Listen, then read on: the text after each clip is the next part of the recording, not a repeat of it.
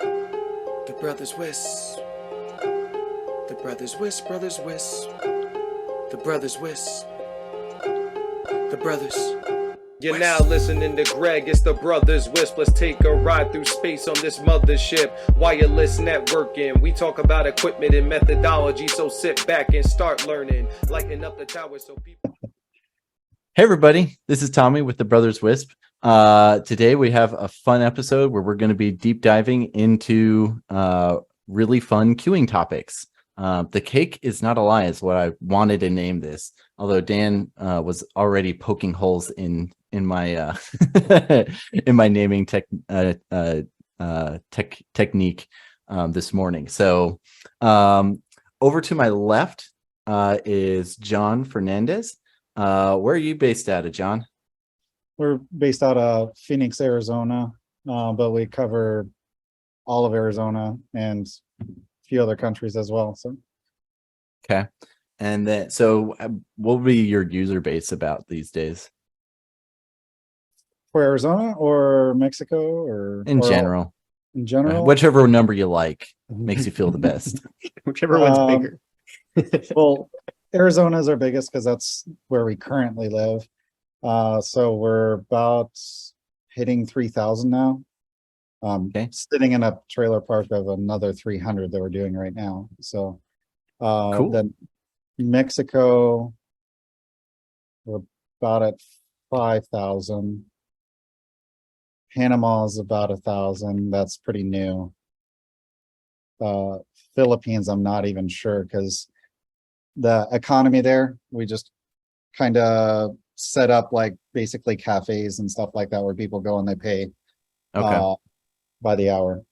Yeah, I've experienced that for the first time when I was down in Mexico, and I was like, this is really weird, really cool, interesting idea. And the internet was actually pretty good, but Yeah.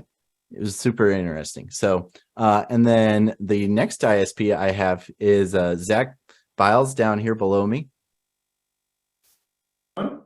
Hey, Zach. Where are you based out of these days? Mountain Iron, Minnesota, which is like almost to Canada. Okay, so you're way north. Yeah, so you're with me in having gotten all the smoke from Canada. Oh yeah, it was pretty thick. We didn't have any issues, but I heard some other people having some link drops during that. So yeah, there's I guess the really high frequency stuff, people were seeing some significant attenuation to their links. By the way, before I go too much further, I really love the Star Wars posters. Those are awesome. So about how many customers do you have these days? we're pretty small still, just a couple hundred. So, but growing. So Well, most Wisps are. That's the best part. yeah. All right, and then in order of appearance, I will have Robert over here on the right. Howdy, my name is Robert Chacon. I'm with Jackrabbit Wireless. We're a small ISP in far west Texas and El Paso, and we also service parts of southern New Mexico. Okay, and then you also develop LibreQoS or participate in that somehow. Yeah, so the ISP led to tinkering around in software development and trying our hand at creating a QE app, QE solution. So we created LibreQoS, and that's what we use on our network, and we're trying to get as many ISPs involved as we can. Cool. And about how many customers do you guys rock? Currently, we have about 400, but that number is growing. So we started pretty recently, so we're still scaling up, but about 400 at the moment.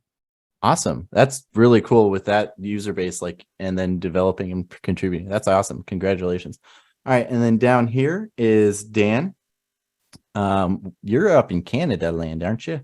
Yeah, so we're near Toronto. The smoke started very far from me, so apologize for it, but I didn't do that. Okay. But yes, there's been a lot of fires.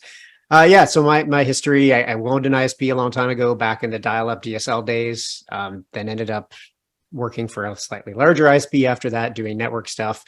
Eventually, after school, ended up working for a big DPI vendor with all the big tier ones for several years. So got lots and lots of experience with tier ones, and then eventually decided didn't like the tier ones as much and wanted to do stuff with small ISPs. And that's kind of how we ended up building Perceive afterwards. So some of the same problems, but a very different focus and approach than what we were doing kind of in those days. So yeah, then, ISPs pretty much forever in some form. Awesome. All right. So, and then down here on the bottom right, last but far from least, we have Dave Taht, hailing from Nicaragua, if I recall correctly. Yeah, I'm down here doing research into wave termination along the seacoast here. In other words, surfing and swimming a lot. But I actually am my buffer bloat story started here 15 years ago. And catching up on the state of the art down here is pretty good. I'm a little shy about showing up on video. I'm hoping my audio is good. Yes? Yeah, you sound pretty good. All right, so my background is that I helped develop some of the first Wi-Fi APs in '98. And came down here to start what was called a Wisp before we had Wisps, and I went under due to the fact my network wouldn't survive the rain. And since dedicated my life to helping invent algorithms and distribute them to this world, in the hope that you all do better than I did. So, well, I've read a lot of your commentary and talk. So, your ISP, you were having lots of issues with connectivity being pretty dynamic, and that killing your links. I guess could you kind of give some clarity and like what made you think that buffer bloat? What told you buffer bloat was a problem? I didn't figure it out, honestly. Down here, the rainy season is about 2 months long, and I had upgraded my network from wireless G to wireless N. Everybody was happier. And then it started to rain, and the models that I had for how the performance would have degraded were accurate. But all of a sudden, my network would start going down completely. And I didn't track it down until after a fellow by the name of Jim Geddes was getting similar results up in the States. So I had shuttered my doors and said, aha, wait a second. That's what was going wrong. And I still had the routers that I was using. They were NanoStation M5s, and or maybe they were even M2s. And yeah, I was seeing, you couldn't stream net radio, for example, while doing anything else over these radios at the time. And so I decided that, yeah, that was one of the biggest problems the whole internet had. And I've been working on it ever since. Okay. So I guess I would be the last one. I've been doing internet for 6-7 years now. Got out of school, needed a job, and talked to my boss, talked to what became the guy who became my boss. And he had offered me a job back when I was in high school. And I was like, well, it's a few years later, but maybe now the job offer is still available. So, and it was. And so he hired me on as a level 1 tech to install radios on roofs and sit at the bottom of a tower and send him up tools. And that was my first summer working in the ISP industry, is taking pictures of grain elevator legs, because you're just sitting there staring and baking. So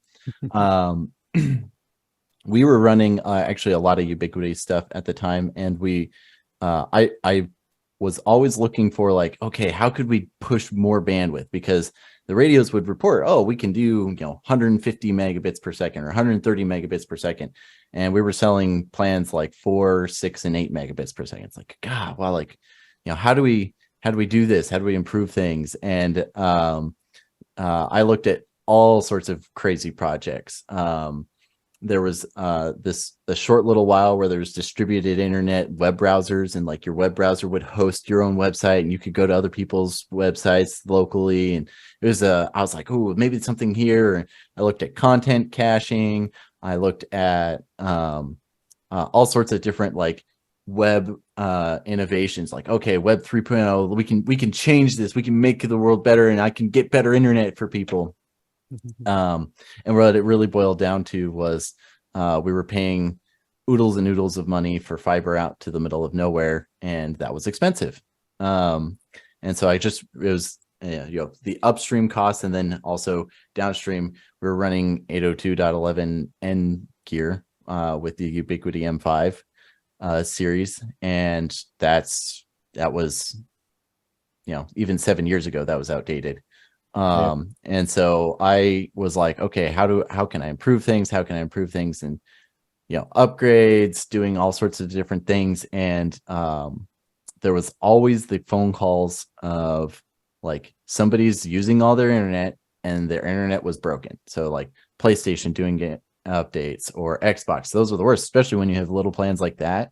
Like that'll instantly kill it. I one time, because my boss was crazy and left me alone in the CO, I plugged my laptop in because I was like, I have like a 5 gigabyte update. I want to, do this really quick, right off of our head end router. Plug that in, and I killed the internet for all 700 of our customers at the time because my laptop was had really low latency over to Steam's servers, and Steam was like, oh, I can send the whole gig pipe to this guy. And I was like, and NVMe drive, I could take it as fast as the internet could give it to me. And I did realize what the problem was fairly quickly, and I was like, oh, this is very bad. Needs to stop. And I unplugged and had to redo the update. But so that was my first, like, those were kind of my first experiences, like, how do I queue bandwidth well? Originally we were using PCQ bandwidth limiters in Mikrotik, which was pretty good, actually. All things considered, we went years on it, and we were able to kind of balance things out. And okay, sometimes we'd get one customer who just always had to stay up, and so we'd go into their router and we would set queuing up inside of their router and be like, okay, if this device has to be on this port and it has to have this IP address, and it has to, like, if it wants stuff, it should be able to get its bandwidth. But other devices, we would just, like, even still, like the Xbox, everything else would be limited to just below their plan, so there, video calling and whatever could work. And that was sustainable up until about 2020, when the world blew up, and everyone everywhere needed to be able to do video calling from their home all the time. And any, like, I don't know how many routers I did in that summer setting up. It was just one after another, and I never could keep up with everything. And of course, somebody would move a port, or somebody would, use a different device, and it was just nightmare after nightmare after nightmare. And I really was like, at that time, I had been researching and learning about FQCodal, but it wasn't available for us to implement in our network. But I threatened to quit, actually, if I didn't get a solution, because we had one backhaul link that was 700 megabits, and we had probably half of our customers, around 1,400 customers at that time. And 700 megabit is not enough for 1,400 customers, no matter how small of plants you're selling. So I threatened to quit, and if they didn't either upgrade the link or get some sort of queuing system so we installed Preseam over for that link. And I turned my life around there, and I was like, we went from every day, multiple calls a day of issues, to we bought ourselves months of expansion and growth and people not complaining. And so that was kind of my first experiences with queuing and proper queuing, and getting into making better choices about how we handle bandwidth, and improving the customer's experience. After that, Mikrotik was releasing router SV7, and I was one of the first ISPs in the world to put out FQ for being done on Mikrotik. I was running beta code so that I could do this.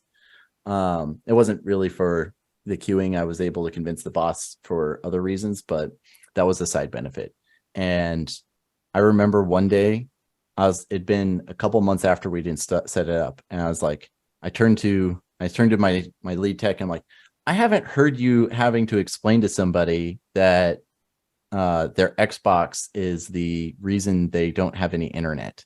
What the heck? Like, are you just like sneaking this by me? Am I not paying attention? And he's like, oh no, after you did that, was just stopped happening. Like, after this project, it's been great. I've had all sorts of time to work on my dev work. I'm like, so that's been my life. I'm a huge proponent. I try to help people a lot in implementing it in their Mikrotik routers.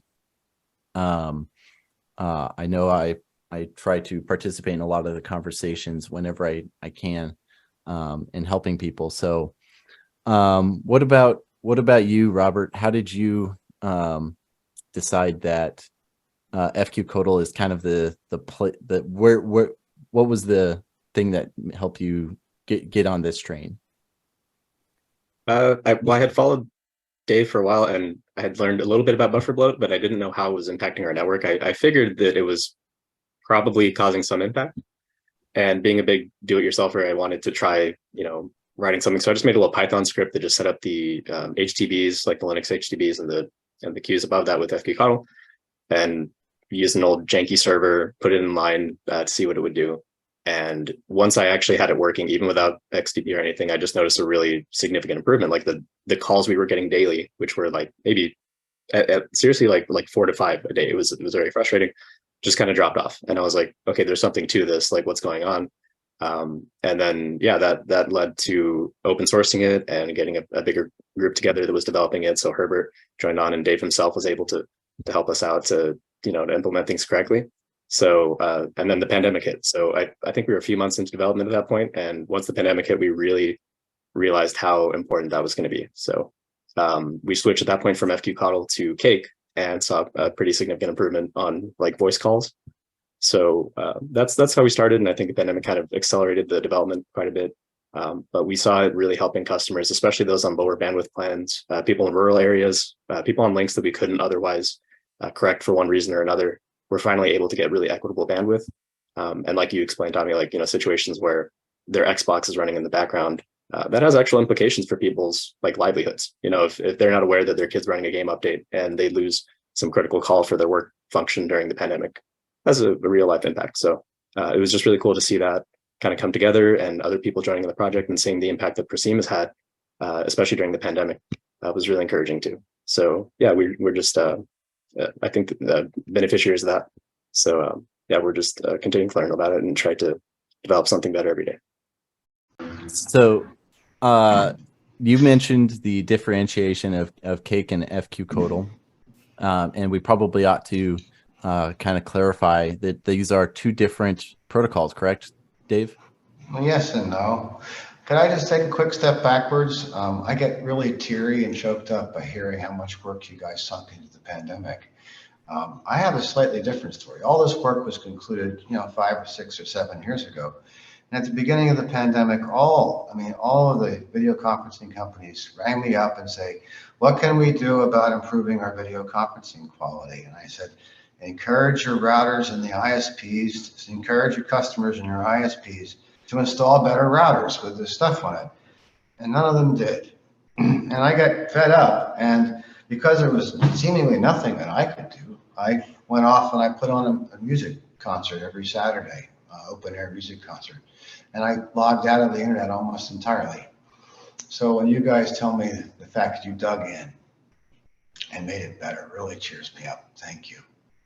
So I wonder, Tommy, if it makes sense to just back up a little bit, and maybe Dave can just talk about what buffer bloat is for a minute. Yeah, anybody coming in cold might actually just wonder what we're actually talking about right now. That is actually a really good one. All right, so Dave, since you were been like one of the guys who coined the term, or were involved with that. Jim Geddes is the fellow that coined the term. He's the inventor of the X window system, and And he had actually been experiencing this problem every time he did an upload. His kids would complain to him that they couldn't do their games and their video conferencing. And he realized that it was actually a tremendously deep problem. And he'd gone around for about 6 months talking to some of the greatest experts in the field, Van Jacobson, for example, Ben Cerf, Nick Weaver, people like that, until he coined the word and started to try to prove to people this was a real thing. And basically, what buffer bloat is that you need a small amount of buffering in order to make sure you can sustain a flow across the internet. If you have a teeny buffer, you ever try to pour something directly into a Coke bottle, some kind of small container, you end up with a lot of spillage, and that doesn't work very well. So you put a funnel on top of that. And buffer bloat is exactly that. You have a funnel that needs to be right size so that the flow is smooth. And unfortunately, rather than get the size of the funnel right, the entire industry made a really sharp accidental course in the wrong direction around 2005 and made about 5 simultaneous mistakes. One of them is in Linux, we increased the buffer size from 100 packets to 1,000, not realizing that order of magnitude increase actually led to two orders of magnitude difference in latency. And things like Skype stopped working. Simultaneously, the cable industry massively did not get it right in the light of dealing with BitTorrent. And then further, wireless technologies, which are wildly variable, had absolutely no algorithms for coping with. Sometimes you need a really tiny funnel, sometimes you need a really big funnel. So that's what Cora's buffer bloat is. Is that a reasonable explanation, Dan? What other analogies do you guys use? I usually always say like a traffic jam. I'm like, every time you get like traffic, you don't expand the roads. You don't start driving through people's yards. It happens in some countries, though. Well, yeah. Driving around the FA is kind of scary a lot, but yeah. I'm like, no, you increase the time for the traffic lights and so on in order to regulate that traffic instead of letting chaos ensue. And as an ISP ourselves, it's like you can't buy new bandwidth just because some people decided to turn their Netflix into 4K. You have to regulate it. So like I've had some people say like, oh, well, this is just a trick. Quality experience is just tricking people, prioritizing speed tests and things like that. I'm like, no, it's just controlling that traffic to make sure everybody functions smoothly, has a good experience. There's a reason we got stoplights. It's the same thing. It's your road isn't smaller because of the stoplight. It's just controlled and regulated because of the traffic control. Yeah, there's kind of two things going on there though. Like for the buffer bloat case, I think everybody's had the analogy I like to use is you've had this experience where a link at 90%, the experience is good. A link at 95%, the experience is garbage. That's buffer bloat. How you share bandwidth within that is a different thing. That's an allocation question, and we can probably have a somewhat controversial discussion on how you should classify traffic to make that happen and all those kind of things. But those two things are actually kind of different. Yeah. So I think one thing that we did actually really have stepped over is, as an ISP, the main fact is every single one of us is oversubscribed. Oversubscribed to ridiculous amounts. Like you have to sell 4, 5, 6, 7, 8 times what you have purchased just to be able to break even. So especially as bandwidth requirements from the consumer side become higher, and their peak bursty what they are wanting to be able to get for speed tests, downloads, whatever. The reality is that they don't use their bandwidth all the time. and even nowadays, like BitTorrent, stuff like that, like the amount of bandwidth that is actively using is not like you can do a whole video download in a matter of minutes, not hours or days anymore. So the technology has vastly changed, but the fact that we have to sell we have a 1-lane road and we need 5 lanes worth of traffic. And we just have to rely on the fact that, okay, sometimes these 5 lanes are going to be more full than other times. And so now we need to be intelligent about when do we allow each lane, who do we allow when, and what vehicles do we send off to the side of the road to burn and go into oblivion, and making intelligent choices when we about, do we want to get the Mini Coopers or do we want the semi trucks? So really is the analogy I try to go for. Could I've been dying to do this. Could I read you a poem aloud that Jim Geddes and John Morton, the founder, the principal author of Cake, wrote? Because all of us have these different interpretations, and I would love to just add them all to the mix. Well, is it like multiple pages of poetry, or is it like a couple paragraphs? I can be done in 1 minute. Ready? Excellent. Go. It was 6 men of interstand, to learning much inclined, who sought to fix the internet with market share in mind, that the evil of congestion might soon be left behind. Definitely, the pipe men say, a wider link we laud, for congestion occurs only when bandwidth exceeds baud. If only the reverse were true, we would all live like lords. But count the cost if bandwidth had no end, the money men say. But count the cost if bandwidth had no end, money men say. A perpetual upgrade cycle, and true madness lies that way. From DiffServ land, their tried and true solution now departs. Some packets are more equal than their lesser counterparts, but choosing which is which presents new problems in all arts. Every packet is sacred, cries the data center clan, demanding bigger buffers for their ever faster LAN. For them, a millisecond is an eternity to plan. The end-to-end principle guides a certain band of men, detecting when congestion strikes and inferring bandwidth then. Alas, old methods outcompete their algorithmic maven. The isolationists prefer explicit signaling, ensuring each and every flow is equally a king. If only all the other men would listen to them sing. And so these men of industry disputed loud and long, each in his own opinion, exceeding stiff and strong, though each was partly in the right, yet mostly in the wrong. Yet oft in these technologic wars, the disputants I ween rail on in utter ignorance of what each other mean, and prate about an internet that not one of them has seen. Jonathan Morton with apologies to John Godfrey Sachs. You can cut it later if you like. Oh, that's excellent. I will. Could you send me a link to that? I will put that on the show notes. Great. I love the data center guys. Well, again, we all identified the different archetypes and stereotypes, and you have 3 different viewpoints already. So I added 3 more, and that's the dispute that we have as we see different parts of the elephant here. You were just very dramatically talking about your need to oversell. And the thing is that this overselling thing that's happening today is that I think we're beginning to establish that there is a baseline bandwidth that no human or household is going to achieve with the technologies we have today.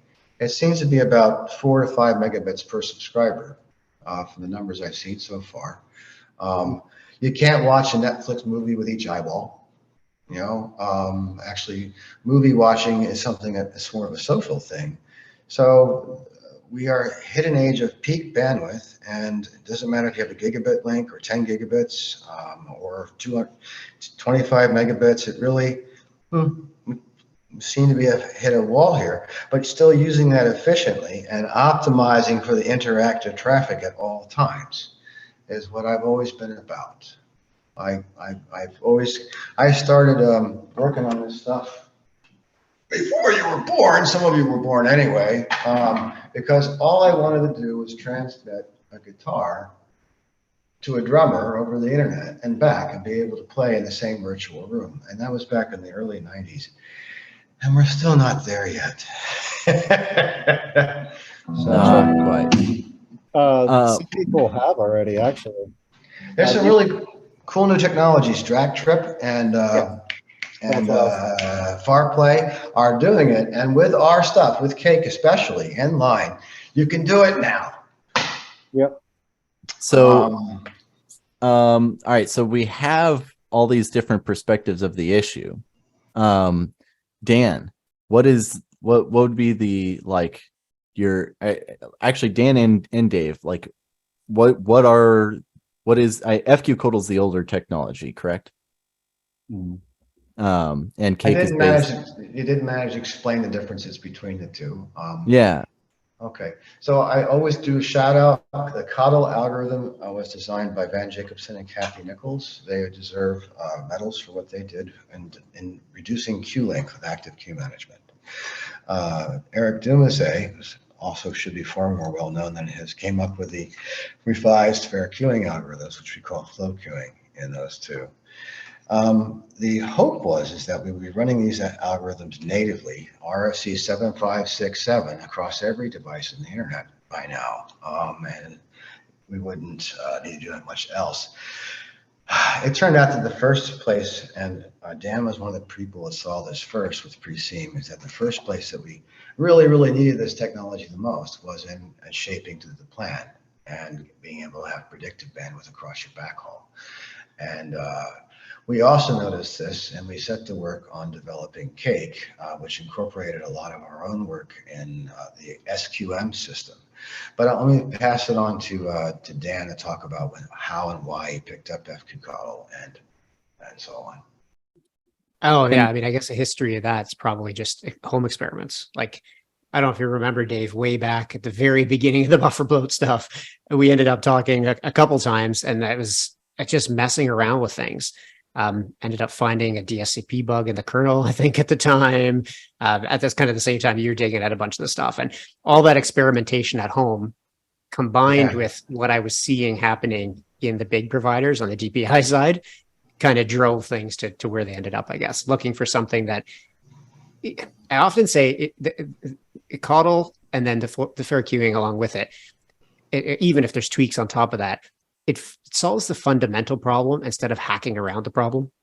Like, really, the reason that, I mean, Dave mentioned earlier that all the BitTorrent stuff, the reason that ISPs had trouble with BitTorrent wasn't BitTorrent itself. It was that it was filling the buffers and hurting everything else.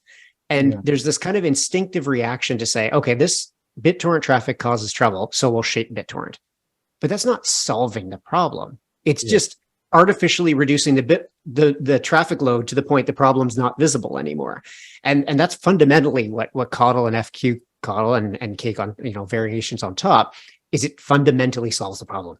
I really think all that application stuff, it's a hack trying to work around a problem instead of solving the actual problem.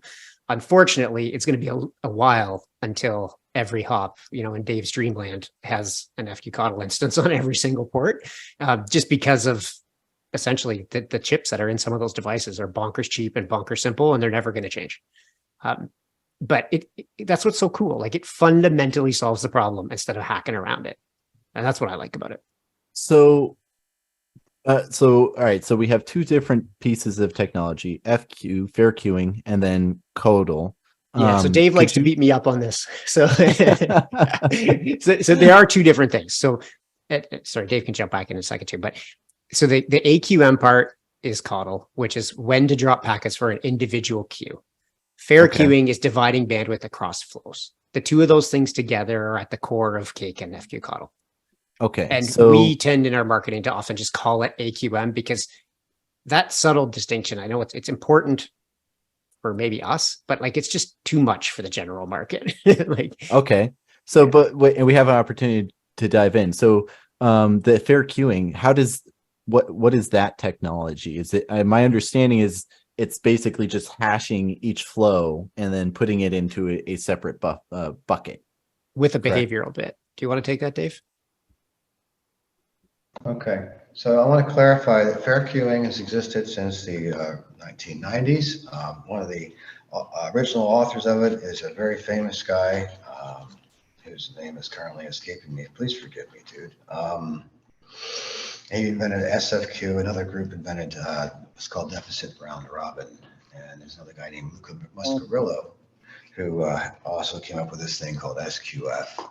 So that's fair queuing, and you more or less have it right. But I'm going to say, like, say you have 3 packets. Here's a queue of 3 packets, right? They're all the same. Your pictures. Yep. 3 cigarettes. And another packet arrives. It's a little different. It's from a different flow. Well, in normal fair queuing, this first flow would have 1 packet go out, and the next flow would have this different packet go out.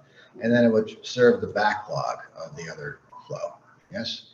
And this is the single most important technique that we have for ensuring that interactive traffic stays very interactive. And it turns out that almost all of our traffic is very short packets, DNS in particular, but the first packets of TCP, gaming traffic, and video conferencing to some extent benefits hugely from fair queuing. Okay. I'm going to hit the AQM point, but I wanted to also say that our advance on fair queuing was even different. We call it flow queuing. And instead of serving stuff in a strict round robin order, if we see that the arrival rate of all the flows, if the arrival rate of a new flow is less than the departure rate of all the other flows, then it just goes out first and it observes no queuing at all. And it puts an incentive into the network for all applications to use slightly less than their fair share. And that's my dream, and that for the first time with this flow queuing algorithm, we have an incentive for all flows to try to use less than their fair share in order to get zero queuing. So is this based off of packets or bits? The present implementation is based off of bits, based on the deficit round robin ++ algorithm.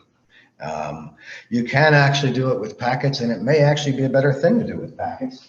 However, the approach to doing that is patented, and we decided to wait till 2028 to do it.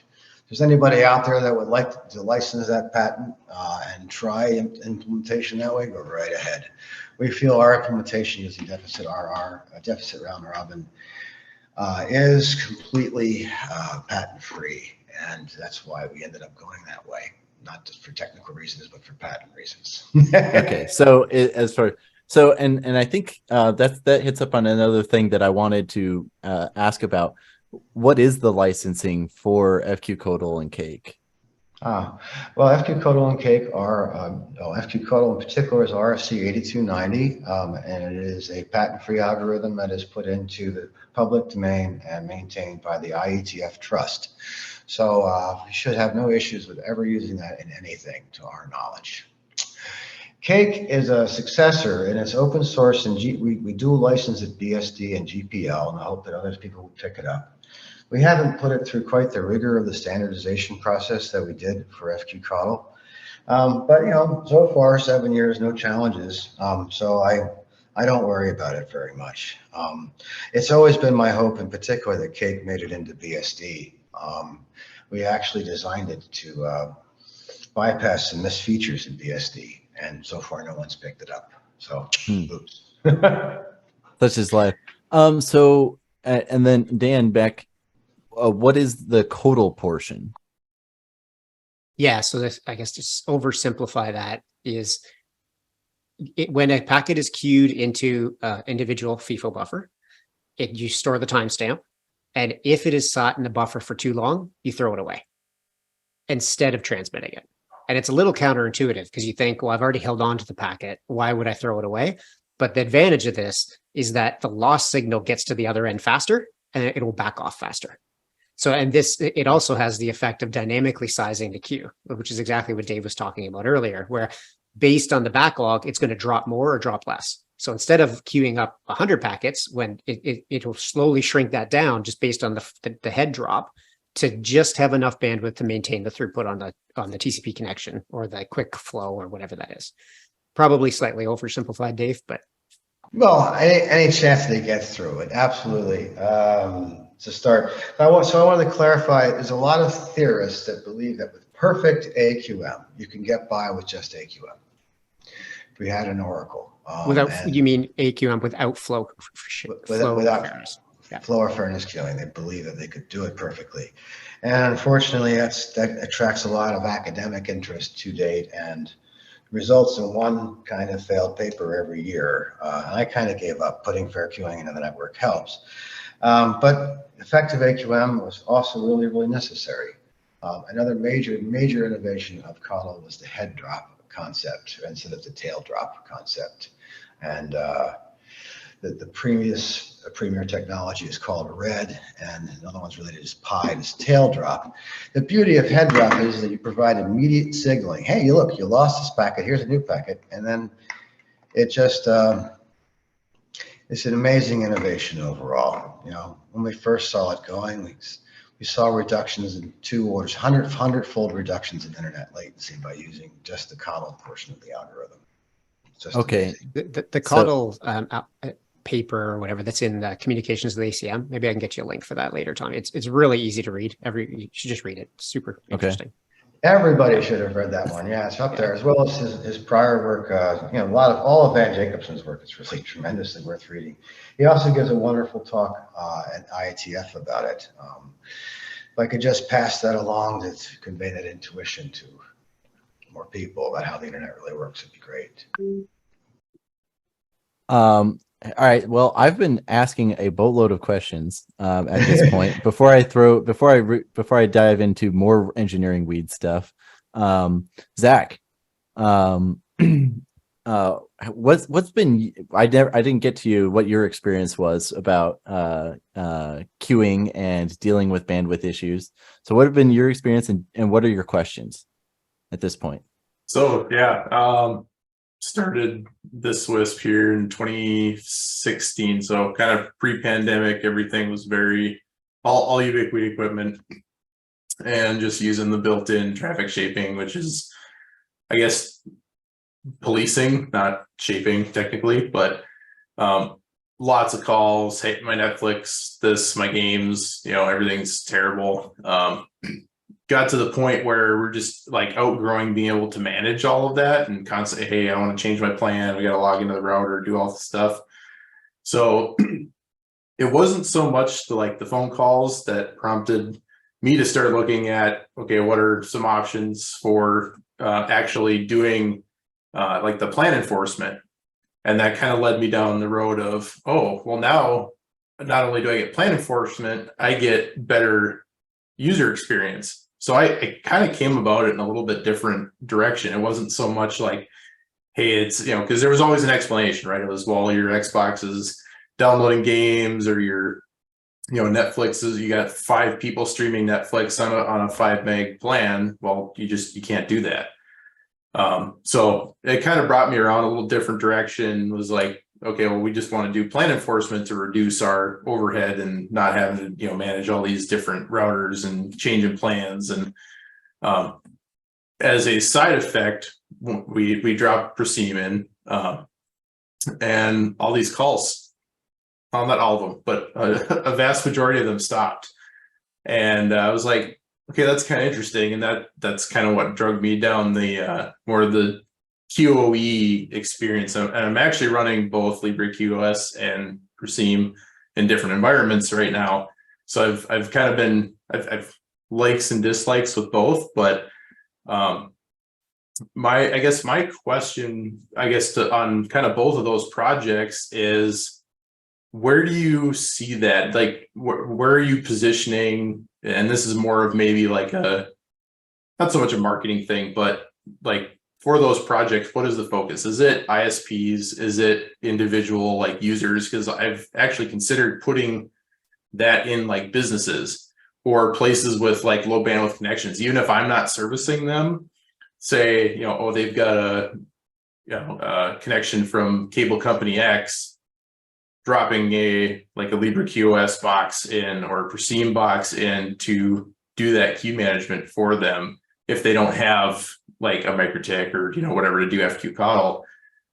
Is that something that you guys have seen? Is that kind of what are your thoughts on that?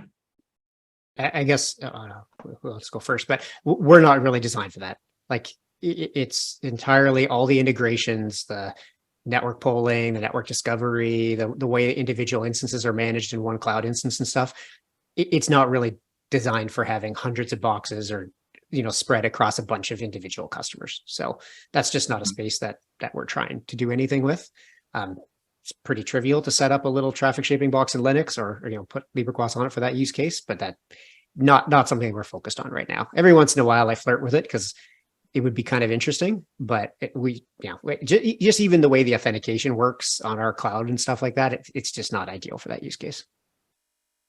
Sure. Yeah, I do some work for some like managed service clients that they're like, well, we have what we have. We can't get any more, and we're trying to just eat as much out of it as possible. So this sounds like a Robert moment. Yep. Yeah. Well, with LibreQOS, we've recently we have kind of the same dilemma that I think Prasim does, which is that our integrations are really focused on ISPs. But one benefit has been that we're starting to focus more on how are you going to scale this to have multiple boxes. And I think with the long-term stat system that we're building at the moment, it's getting a lot more feasible how that's going to be laid out. So I think for enterprises, it's going to be helpful there. If you want to have multiple boxes and you need to rate limit it a certain amount for the WAN, I think it could be very useful. Especially, I think LibreQOS has appealed to a lot of folks who want to do kind of custom integrations. So I think it's helpful for that. So I do think it's going to be more relevant for enterprises in the future. I really like the stats also. All right, Dave. He's waving his hands. Give him a chance to speak. Go for it. So I am, principally a researcher. Cake was our latest creation, and it's only beginning to hit the market now. And we have all these other really cool new things happening. And even expressing how the internet really works to most people has been difficult. So I've been really loving seeing the new packet analysis techniques, which are all released as open source as well, based on Kathy Nichols' work. Yay, people can see physical round trip times. And I have some plans on looking more deeply into QUIC. And one of the cool things that happened recently, I'm sitting there looking at how Netflix works through these cool new pictures. And we then Trendle ran a test of Amazon Prime, and it looked very different.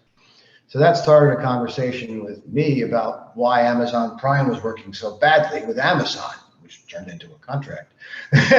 So what I want to do with all this technology is to continue to push a better internet forward and to leverage the kind of information and data we're getting to improve our transport protocols and to make video conferencing better and to make gaming better.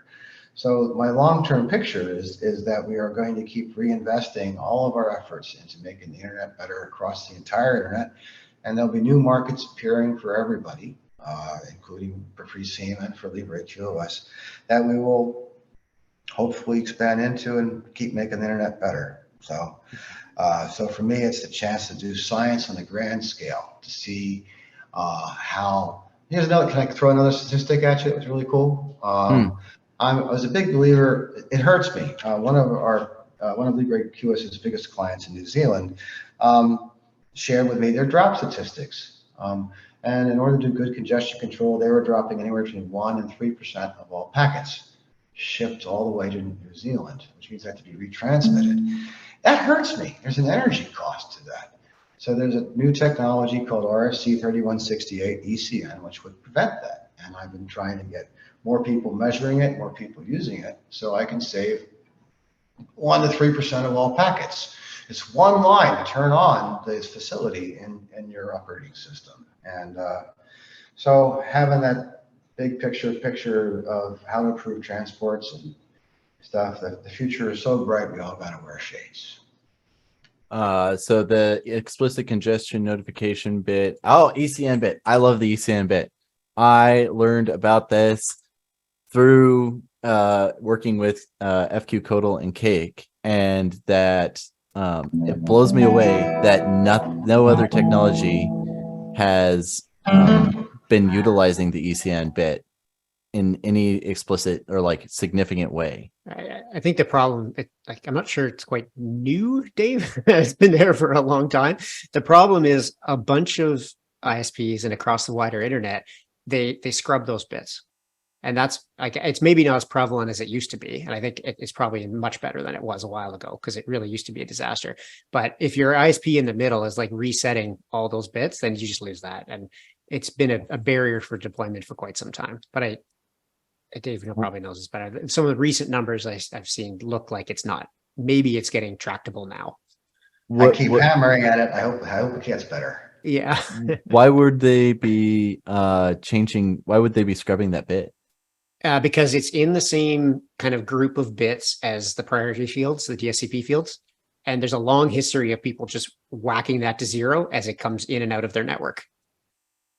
Okay. So that, yeah. And I do recall that. And I remember when I was first like looking at prioritization stuff, like getting exhausted with it and being frustrated because like half the stuff that gets to me is not following any kind of prioritization. Right. And Yeah. and Exactly. It's either scrubbed or it's not set to useful values. yeah, or frequently like an ISP is not going to regard them at all. Like they're just going to treat all packets the same.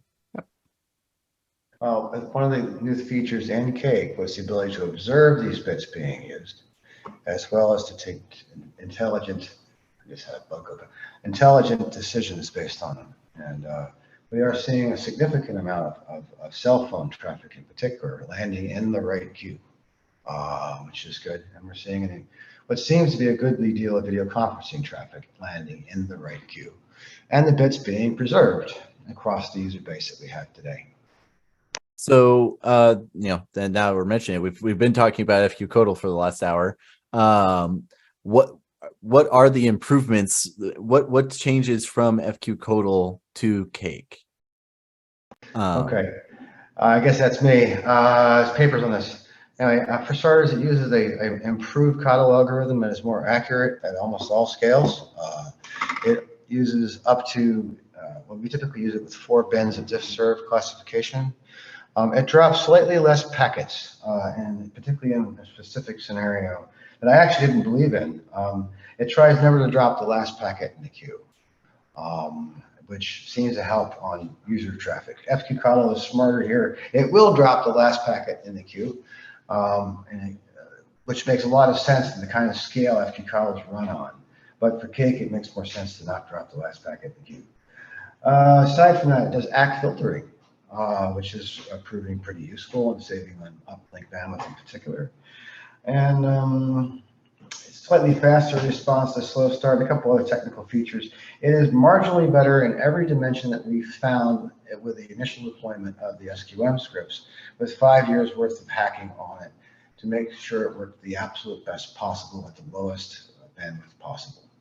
So it's we had hoped it would be the successor to FQ Codal, except that it uses up a significant amount more CPU, and people are gun shy about using that up, even if they put perfection. However, if you got plenty of CPU to burn on a cheap Xeon box, and go for it. Okay, so higher CPU utilization, but has a lot of other features, and that's what I've been seeing.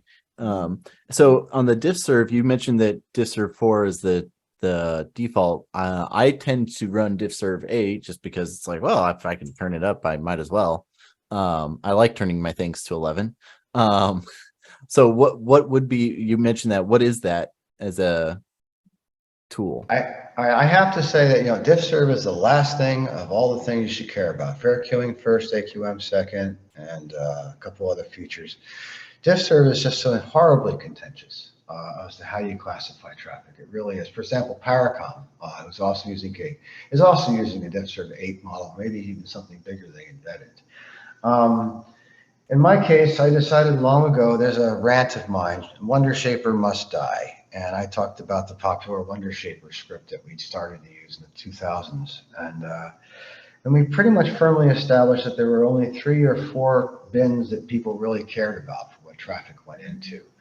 Voice and gaming pretty much belong in the topmost bin. Video conferencing and interactive traffic like that belong in another bin probably. And there's normal traffic. And then I actually think this is the most important bin of all. There's background traffic. There's plenty of things that you really don't care how long they take. You just don't want them getting in the way. BitTorrent classifies as this, So that's the basis of the diff-serve 4 model, was trying to get that overall approach. And that's what pushing for standardization, and of course, everyone's got their own view. DiffServ 3 is actually default for many people too. But when video conferencing became so important, we decided that DiffServ 4 made the most sense.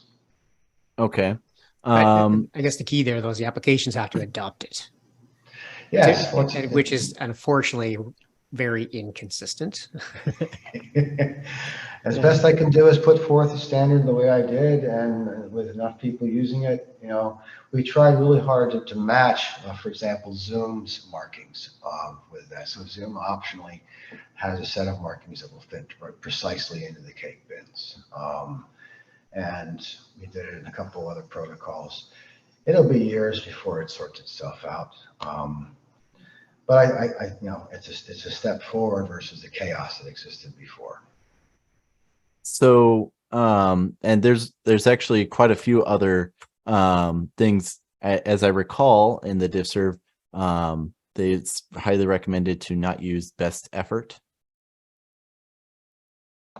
No, everything is marked as best effort. You should, anything you don't strictly care about, fair queuing and AQM will do the right things for you, really. Okay. Honestly, it's, you have a really, really, really big backup that you don't care if it takes overnight or not, and then market background. You have a VoIP or gaming flow, then market foreground. What you shouldn't do, and this is one of the advantages over the DiffServ implementation cake versus what existed. It's not a strict priority queue. And what I mean is that if it used to be on some setups, if you marked everything with the EF code point, then it would eat potentially all the bandwidth for itself and be greedy. And that's not fair. That's not the right way to go about it. So cake gives it 6.7% of the total bandwidth. If you go over, you don't get any benefit. But for VoIP and video, VoIP and gaming is so small that you never even get close to those kind of percentages. So we put an arbitrary set of buckets for each major code point in it. And I hope that that's, again, something that propagates along the edge. Okay. So cake, very frequently I've, heard and it said, like, you can use the defaults and that's going to be pretty routine. But a lot of guys are going to want to adjust and modify and use various other cool settings. One of them being auto rate ingress. That's the single most problematic part of cake. Okay, so can I just stop you there for a second and let me rant? There's a wonderful project that's tried to leverage active measurements of how 5G and Starlink work. It's called SQM auto rate. It started with the auto rate code as a base, and it has come a really long way. I thought those guys were nuts when they started, but at 3,000 plus messages and all kinds of analytical scripts and methods later, I've been highly recommending that people stuck behind 5G in particular, as well as Starlink, to give it a shot. They've come a long way. So yeah, go ahead, touch that wet paint. But as written, the cake auto rate code in cake was not adequate to the job. It was a good idea, and maybe someday we'll come up with something better and put that into the mainline cake algorithm. Okay. So sorry, a little twitchy. I mean, we were talking guys that have spent many, many man years now trying to make this stuff work better. And my hat's off to them. And if you're that kind of person, please join them and get back to me when you're done. Yeah, it seems like it's a very difficult problem to solve. So Robert, what was your reason? So I think you were saying that you started off with FQCodal and then you went to cake. Yeah, originally we were using FQCodal just because of resource constraints. I hadn't really optimized the code. It was just a single Q giant HTB running in Linux. So on the constraints of the box at the time, FQCodal seemed to make more sense. So I just tried that out, especially knowing that Presim used FQCodal. I was like, well, let's try that. That should be sufficient. And it definitely helped. Especially it's really important to have that versus just using HTB by itself. But we tried the switch out of curiosity to cake once we had the resources, and we noticed a pretty instant improvement for VoIP and for gaming. And gamers are really particular, especially on fixed wireless networks. Like they know, they can sense it, they can see when something's a little off in the latency. And it finally kind of quieted that crowd. Like they seemed very content. And I didn't understand why. So I talked to Dave about that, and we started investigating like what parameters should we be using. But we did notice a pretty 9-day difference between FQCoddle and Cake. That said, I know Persim uses a more adapted version of FQCoddle, and I can go more into that. But we've noticed that Cake with diffserv 4 has been like perfect, like for every use case that we've encountered. Okay. Yeah, I'm a pretty big fan of FQCoddle because especially implementing in the Mikrotik router space, we have limited hardware, memory, and we have issues with CPU. Admittedly, FQCoddle uses less memory than PCQ queues, which at least on Mikrotik. So that's just how that boiled out last 2 years ago. But I've really have stuck with FQCoddle largely because there's been some bugs in Mikrotik's Cake implementation, and there were some weird issues with smaller hardware crashing, and then also just the CPU requirements. That's like I really get like I don't like we're already doing NAT, we're already doing firewall, we're already doing all this other stuff. It's like I really don't want to push stuff too hard. So that's where I've stuck with FQCoddle. Dan, you've mentioned that you guys have a modified FQCoddle, and that's how you guys work with your system. I mean, modified, tweaked, I don't know what you want to call it. Like one of the big things there is we just use a lot more bins than the default, so that any chance of any type of flow collisions and stuff is just unlikely. The biggest, I guess I haven't looked at this in a while. I know when we spent some time back in the day looking at the TOS parks, and Dave's looked more recently, he might have more recent information, but there's all kinds of interesting behavior of like apps sending, like you'd send on one code point up, and then the downstream traffic would be different, and it ends up in a different bin, and there's like all kinds of fun business that happens there. So that just really hasn't been a focus for us, mostly because what we found was where people were struggling wasn't that last little bit of prioritization, it was sizing the bandwidth to the APs, right? Like if an AP is busy and dropping packets, it doesn't matter if you get that last 1% out of DSAP marks, you're in way more trouble. So we've just put a slightly different focus on the analytics and the scores and that side to try to solve that problem versus optimizing on the DSAP bits. Yeah, and you guys are taking in information from the access points and such, and creating a feedback loop, as I recall. Yeah, especially on the scores and then on the auto shapers as well. Yeah. Mm-hmm.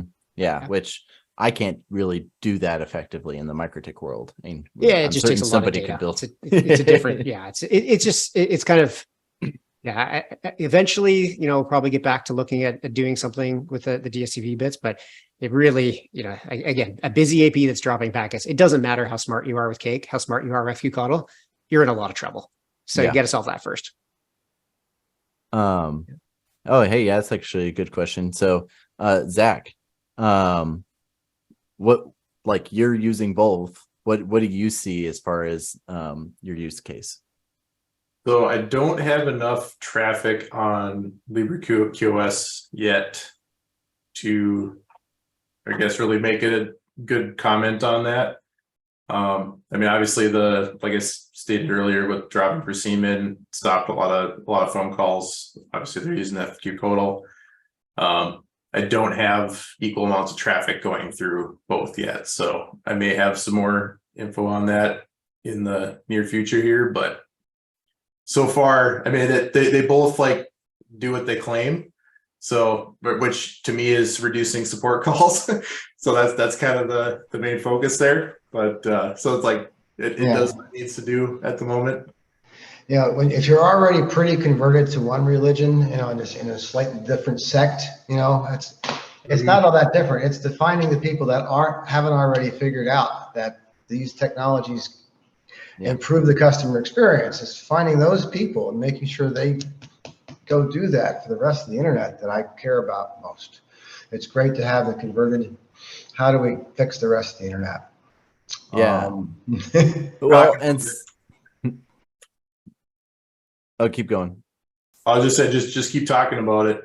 I mean, I didn't know about any of this till, somewhat recently. So it was, like I said, I came about this a little bit differently. Like, we had UGOBs of bandwidth. We had a gig pipe and we're using 100 megs because it was just cheap bandwidth, and the previous owners had bought a giant pipe. So, John Osmond's thing is always, I'll just build bigger pipes. So that's literally what we had. So we didn't so much have the, massive, like we're trying to oversubscribe everything, a dozen times. So I just had a little bit different journey into that, but it got me here. And now it's just talking with more people and getting the word out. I think that, hey, this stuff exists and it can solve your problems. Yeah, and maybe just to kind of add to that, like so the congestion is not just on links, it's within the plan rate. And that's like, I think that's what was kind of missed for a long time. And people were just doing the FIFO queues within the plan rate, and the customers were congesting themselves. And that's what these techniques fix. It's a virtual link that got full, and the link got full, the experience was bad. And I need to really offer, I always said this, every network connection is potentially congested on a very small time scale.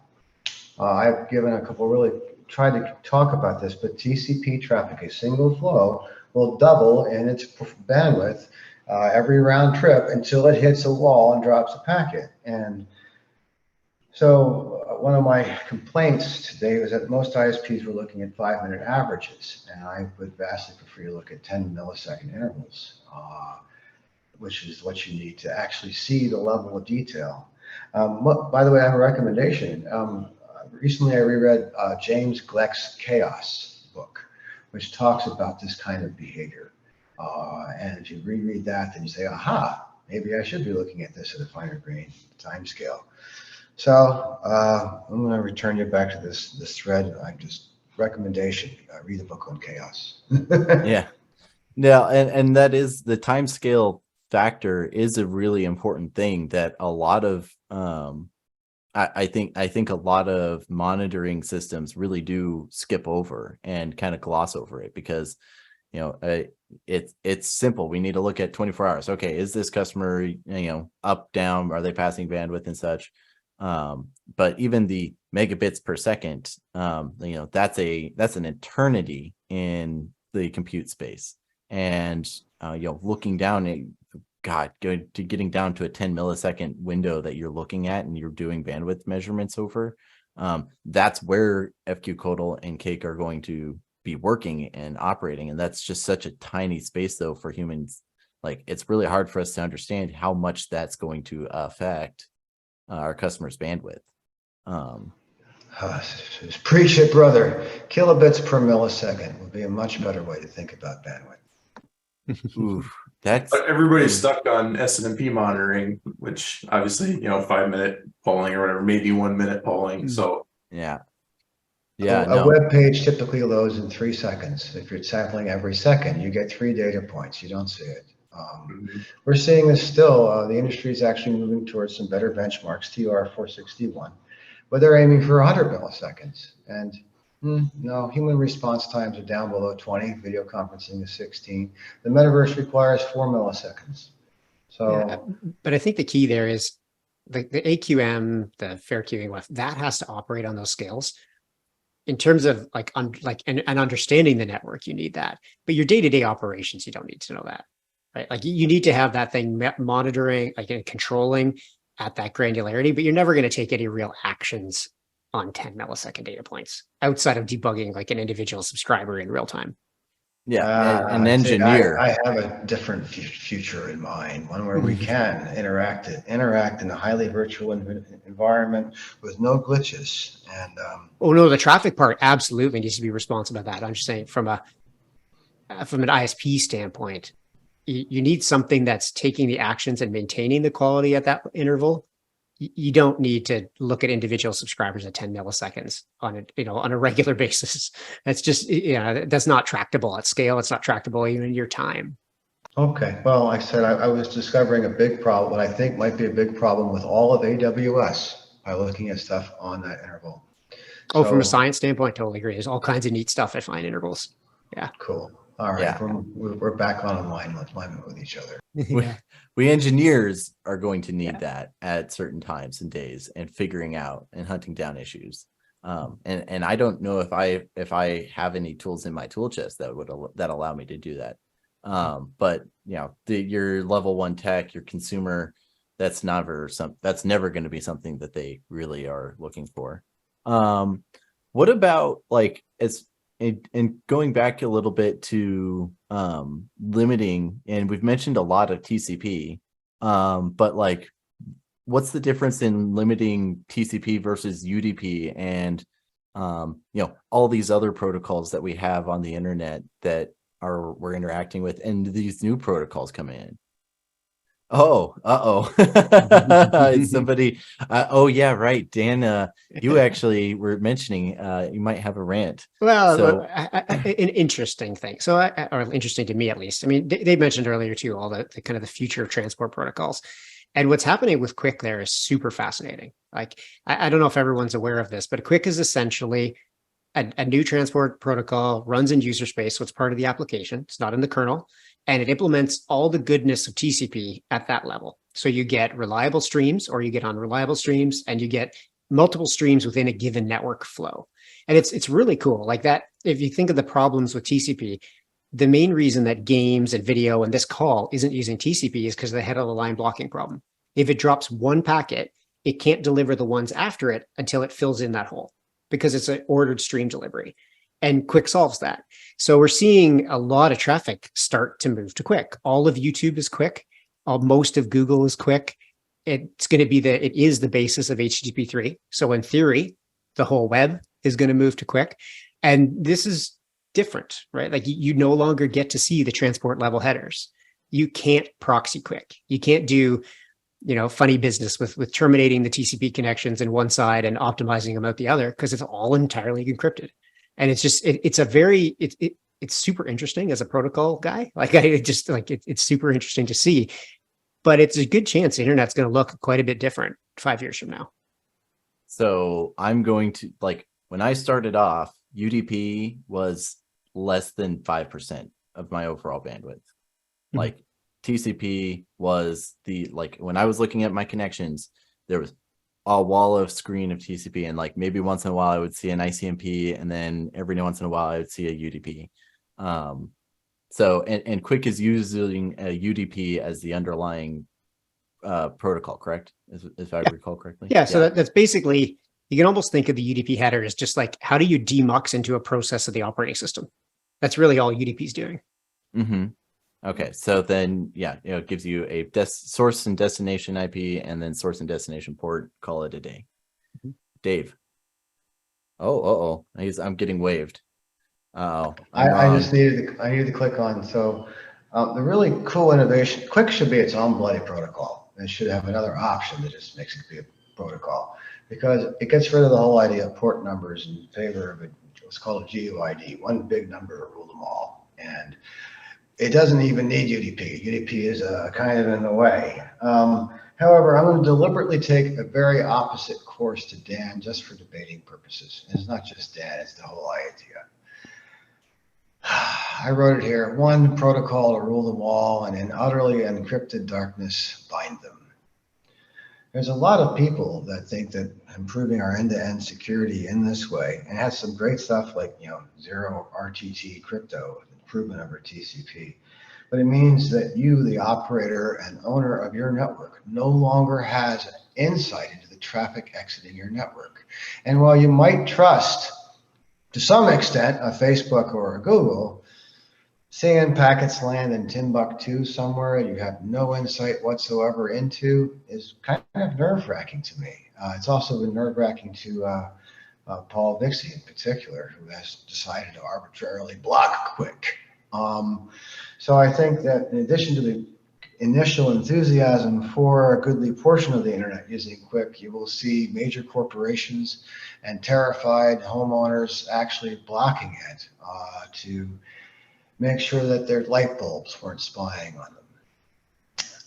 Yeah, but that ship sailed a long time ago with TLS and TCP, right? Like, well, the only thing that Quick's hiding is sequence numbers and stuff. Like, unless you're going to block TLS and TCP, you don't get any privacy benefits out of blocking quick. Well, we'll see what happens. You can at least intercept the SNI. You can know what the heck is trying to encrypt to using the TLS method. I also want to make another negative approach towards quick, again, mostly for the purpose of debate. We'll see what happens in 5 years. In that TCP is presently vastly more efficient in terms of CPU resources than quick is. And TCP also does not require crypto. And I've really enjoyed working with the passive ping stuff we're using in LibreQOS to actually use the headers to debug networks. And I'm happy that we're doing that. You know, like we fully deploy all this stuff to get a good insight at not only what's happening locally, but deeper into the network. So it's a little invasive, but then all that goes away, and then we have even less ability to understand and debug networks than we had before. You know, I love using Wireshark. It's tremendously helpful. So those are 2 other darker futures for the quick protocol. Go ahead, Yeah, it definitely is. Not being able to see some of those headers definitely has some impact in terms of how you can debug things. It kind of makes me wonder, and the ship has sailed, unfortunately, but that most ISPs should, you know, perfect world, again, probably can't ever go back, but should almost be running some kind of underlay where they can add the headers that they want for timing and all, like, you know, the int stuff. I don't know if you've seen like what the P4 guys have been doing. If you can run that underneath, you can get far better timing than you could ever get from having to snoop TCP headers. But the lift to have that kind of underlay under subscriber traffic everywhere is probably not tractable for most ISPs. There were some interesting proposals for expansions to the IPv6 header coming from several Chinese companies. Bear with that how you will. So you mentioned IPv6, and that's actually is something that I'm kind of curious about, and I've talked to Dan about this. So in when you're doing, you know, at the ISP level, you can only, you know, bandwidth limit to the single subscriber, because in IPv4 space, you know, a subscriber gets 1 IP. By and large, you know, there's many exceptions. It's the internet. It's the thing of exceptions, but by and large, each subscriber gets 1 IP, and all of our subscribers are using NAT to translate their inside network to the outside internet. And so that really masks what you can see of who the endpoints are and what other bits of congestion you can interact with further down the line. So with IPv6, though, we can see individual hosts and connections, and we can track all of these things uniquely and separately. How does that, like, what opportunities do we have as an ISP, you know, from above, like saying, okay, you know, maybe we can keep talk to, you know, oh, I can see that this one endpoint has high latency and it's taking forever to communicate. Like, is that possible to interact with and such, or is that just something outside of the realm of reality, just because the memory takes too much? The things, I'm also going to jump into side too. The problem that we were talking about there is one of long-term storage, because the IPv6 privacy addresses, they create random addresses constantly. So if you try to have long-term storage with byte counts per IPv6, the bottom 64 bits, the scope is almost infinite. Right? You like, especially us being like cloud-based and stuff, you just can't do it. Like you could do it in short intervals, but to have long-term stats for every single IPv6 behind a customer, it's just not going to work. It's too much data long-term. Short-term though, for like investigations over a shorter time frame, looking at the flow table, you have to have all the complete 5-tuple to build a flow table. So you can use that for debugging. But the long-term stats for IPv6 gets to be a challenge because of the fun privacy addresses. Like I could open up, look at my computer right now. It's probably got half a dozen IPv6 addresses, and it's probably moving between them over time. Right? That's the whole point of that. Yeah, one of my hopes was that we would actually end up using.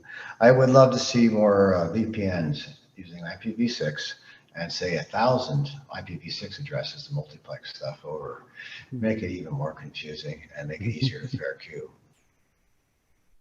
Yeah, I have. I just did an IP config on my computer here. I have 6 IPv6 addresses. 5 of those are temporary. One of them is preferred, and the other one, my real IPv6 address, is in use. So yeah, and this is me doing a Zoom call and opening up a few web pages, so Google searches, so that I can, IETF this, throw this stuff onto the Google Sheet. So at the end of the podcast, everyone has a million links that they will go off and read. So yeah, I wanted that to is add, huge. can I just add, there's a flaw or a feature, if you want to think about it, in FQCODL. In the design, we assumed basically one IP address per host. So if you have a host that has functioning IPv6 and one or more IPv6 addresses, it can theoretically get 3 times, if you have 2 IPv6, 1 IPv4, you can get 3 times more bandwidth to that host by doing so. And we viewed that kind of as a feature because it would optimize for the hosts using IPv6, but it may turn out to be a problem in the future when people say, I'll just give myself 1,000 addresses and eat 1,000 times more bandwidth. And then we'd have to add some MAC level filtering to it. Or you just have a separate instance per customer, and that goes away too. Yeah, it depends on your viewpoint. What part of the network you're in. Yeah, so like for me, I just bandwidth limit off of the whole / 56 that I give to a customer. I say, okay, this 56 has this much bandwidth.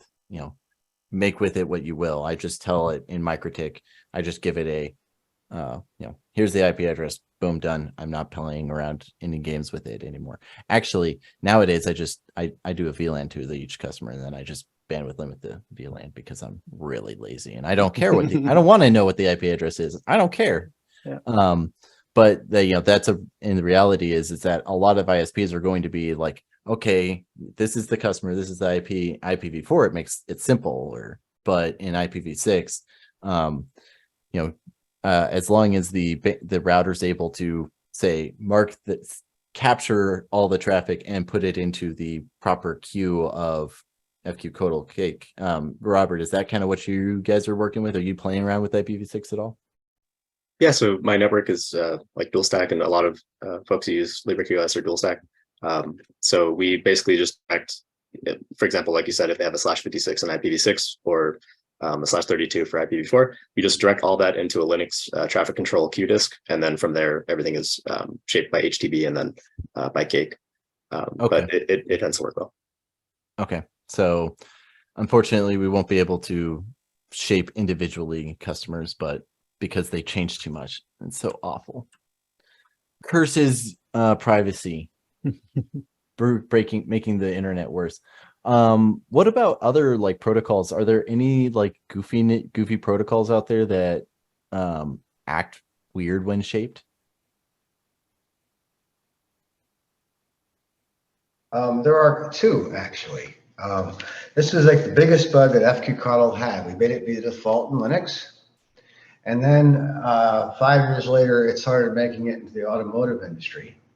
And it turns out that the CAN bus absolutely relies on packets being delivered in order and not dropped from the head.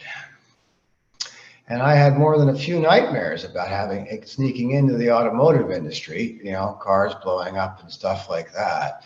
So after quite a bit of verbal violence between me, the people in the CAN bus industry said, well, you should revert FQCODL across billions of devices. And I was like, no, you should just create an exception for the CAN bus, and we did. So, but there's a couple years worth of backlog where I'm still concerned that there may be some devices that may not be operating with the CAN bus directly, and my location is not physically known.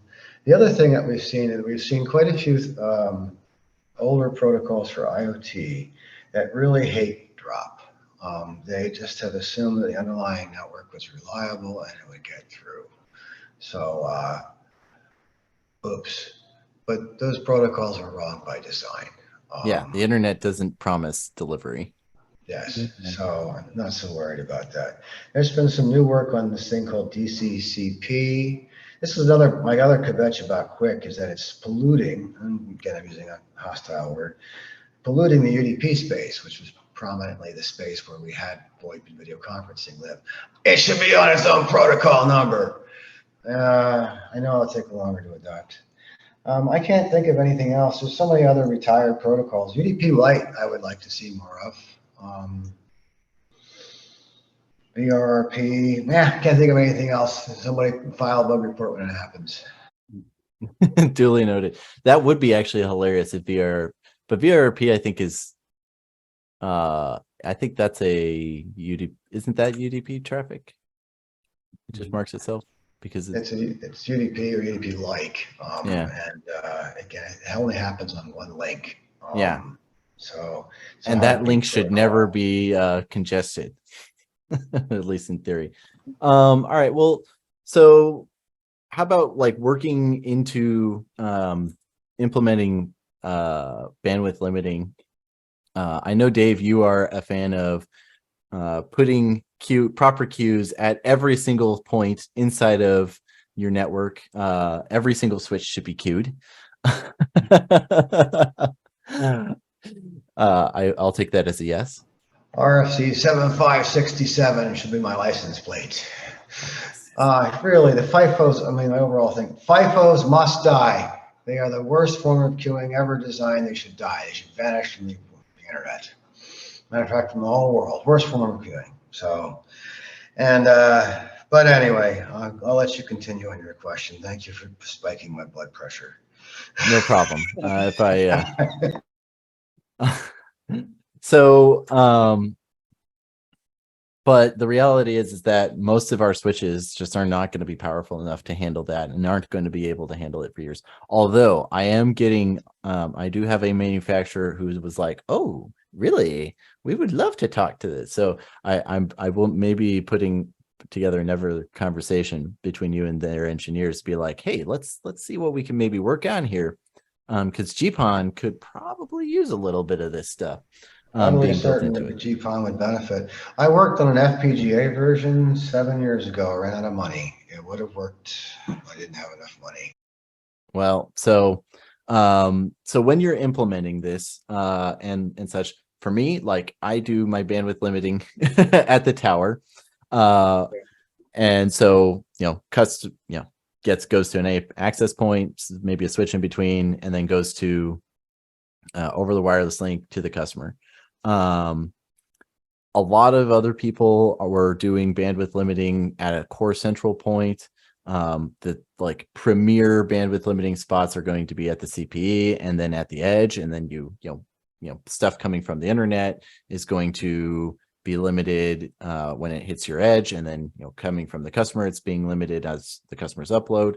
So those are the like premier optimal points. Where do you guys end up enjoying putting your queuing? With us, the idea is we make sure every single customer has a Mikrotik. We have some customers that insist on using their wonderful Google Home things. You said no bashing, so I'll leave it at that. But, we're like, cool, you can use your Google wonderful thing. We're still putting a Mikrotik here as your handoff, your demarc. So one thing that I want me and you to work on later is actually setting the QoE from that device to the POP, and then from the backhaul to the actual fiber side. So that way we'll have quality of service all the way from that router all the way back. Yeah, you're probably going to be one of the first ISPs I'm going to work on to like actually be building it through every single stage. I'm super excited about this project. Because how we've done it up till now is just keep getting more fire hoses. Like we have tower sites that are fed from 4 different fiber connections of different locations. Because we'll just get where fiber is available, and then point to point it to a tower site, which it's been good up till now because we have really good redundancy. Like it almost never goes down completely. It'll just get slower, more latency, slower, more latency if, because we have brownouts here in Arizona a lot. So we'll have sections of town that lose power, and we actually do have people that work from home that invest in battery backup and things like that for their workstations. So they put their router, computer, everything on that, and they're calling us when the power goes down because they were working and they had no idea they didn't have power because they're running out of battery. Like, oh, your neighborhood has no power. So, but other than that, so we'll lose like 2 or 3 links at a time, but internet doesn't go down. They just notice I'm lagging on my Zoom, and we're like, yeah, there's no power at 3 of the 4 backhaul sites. So, What about you, Zach? Where do you, and you're using both, so you're doing kind of centralized? I've got 2 separate networks. So one network's using Perseem at the edge, just because our towers were, well, I'll say the network was built as a hobby, and we're now trying to transition it to be a business. So if that gives you any indication as to where things are kind of at, we don't have facilities at towers to put shaper boxes or anything like that. We've recently started moving off of like little $40 Netgear routers to Mikrotik routers as our default. And then we'll put a Mikrotik in, kind of like what John was saying, with as the handoff. If they want to use their own router behind that, that's fine.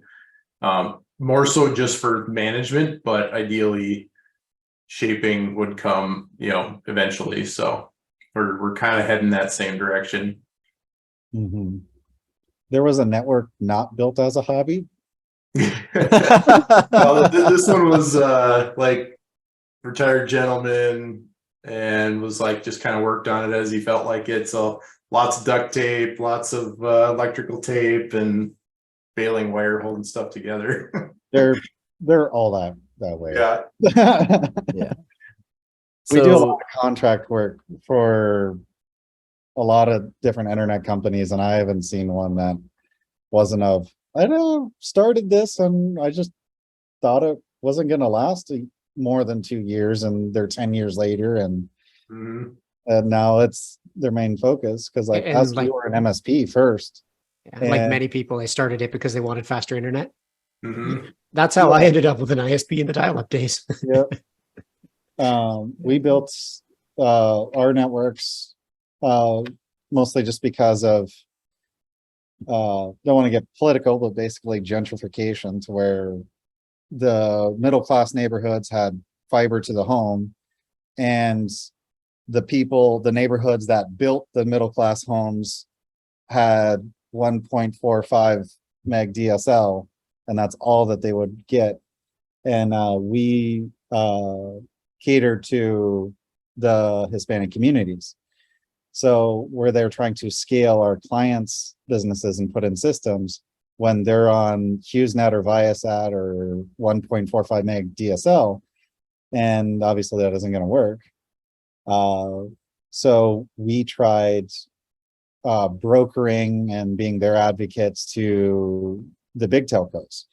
And I was told many, many times, we're just not interested. Those people don't keep up with their bills. And I'm like, okay, interesting. So we built it ourselves, thinking we were just going to help our customers. But then it turned out customers have homes, and then their employees have homes. And 9 years later, we don't do MSP anymore. And we have a bigger network than I should be taking care of by myself, but here we are. And we're bringing people into the country to help support it because labor situation where it's at in the US. Super goofy. So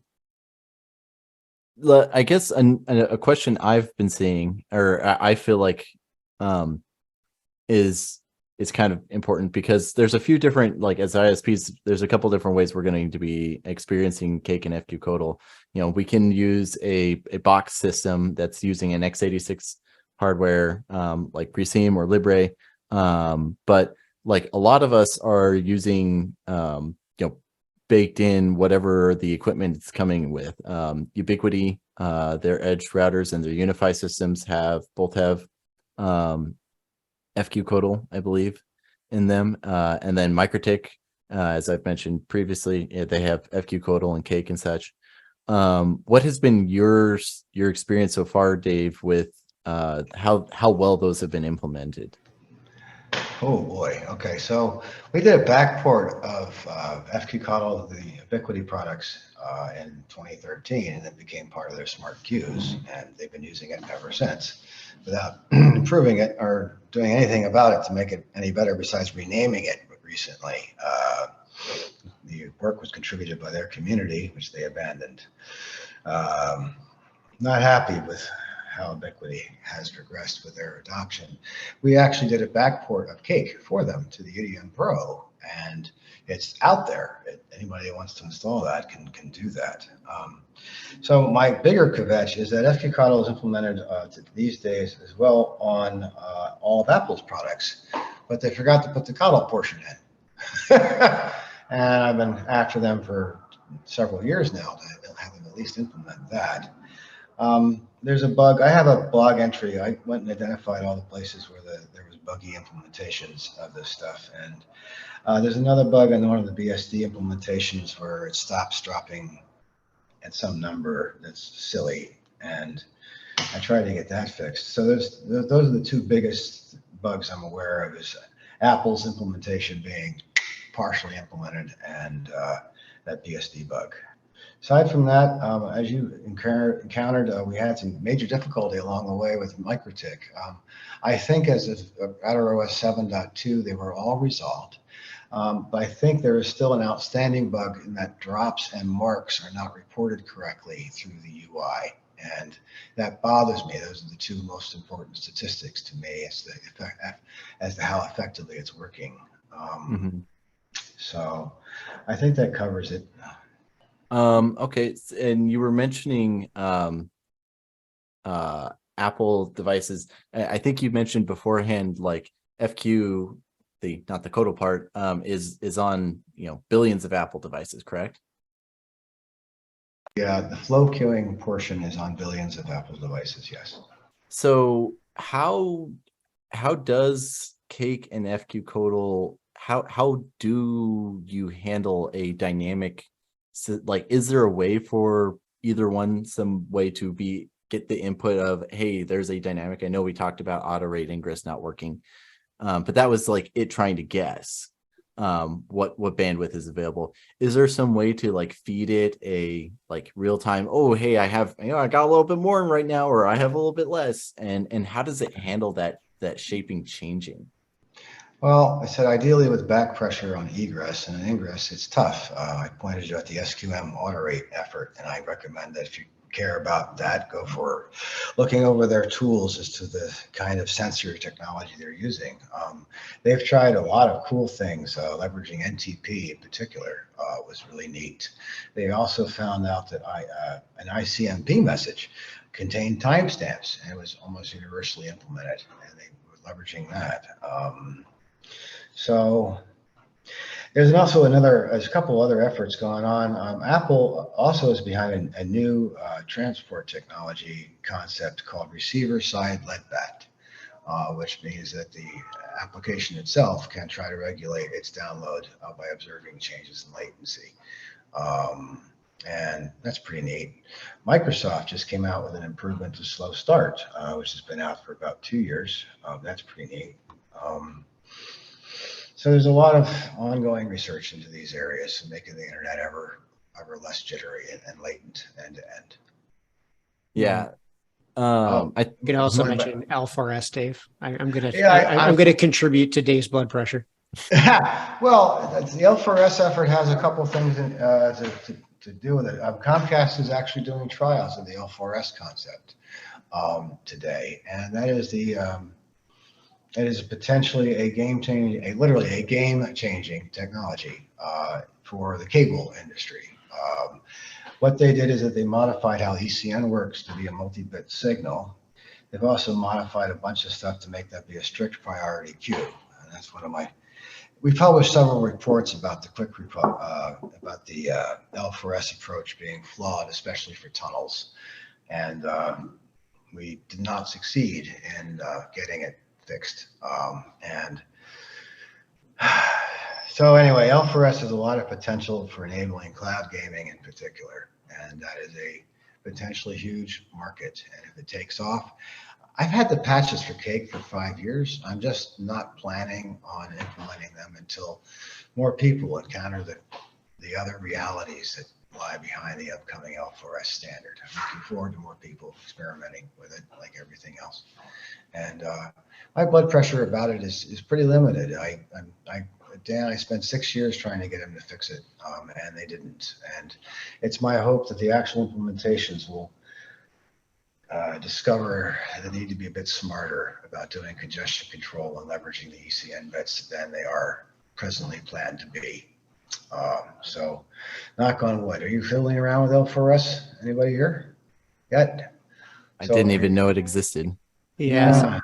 I didn't ask it for. always made sense Go ahead. to me. Like I figured there was something like that to be able to communicate, like here's what's available and here's what the client device needs, whether that is somebody's phone, computer, game system, or whether that's not what L4S is, though.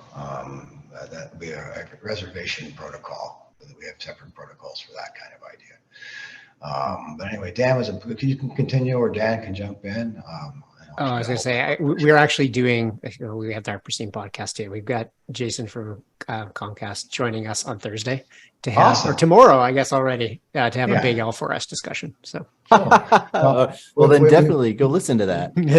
We put actually put what I feel is pretty good L4S support into the latest versions of FQColor. And you can enable it. I think it's as of Linux kernel 6.1. The fair queuing part dominates, in my opinion, but it's there. And I hope that more trials proceed. There's a few other improvements to Wi-Fi related to L4S, which may prove to be the most important part.